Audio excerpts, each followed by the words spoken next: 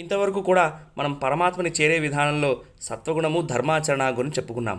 అయితే ఇంకొక ముఖ్యమైన విధానం ఏమిటి అంటే మనం ఏం చేసినా సరే పరమాత్మకి సమర్పించడం ప్రారంభించాలి. కృష్ణ పరమాత్మ భగవద్గీతలో యత్ కరోసి యద్ అస్నాసి యద్ జుహోసి దదాసి యత్ తపస్యసి కౌంతేయ తత్ కురుష్వ మదర్పణం అని అంటాడు. నువ్వేం చేసినా సరే, నువ్వేం తిన్నా సరే, నువ్వు ఏ దానము చేసినా సరే, ఏ తపస్సు చేసినా సరే నాకు సమర్పించడం ప్రారంభించు.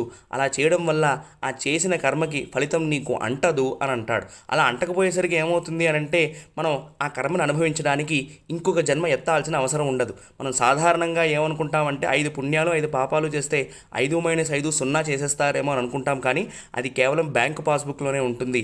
కర్మ పాస్బుక్లో అలా ఉండదు. 5 పుణ్యాలకి ఫలితము, 5 పాపాలకి ఫలితము మనం అనుభవించాల్సిందే. పాపపు కర్మ ఎలాగో మనం పరమాత్మ చేరలేము కాబట్టి ఆ చేసిన పుణ్యకర్మలన్నీ కూడా మనం పరమాత్మకి సమర్పిస్తే మనం ఈ జనన చట్రం నుంచి బయటికి రావచ్చు. హరే కృష్ణ.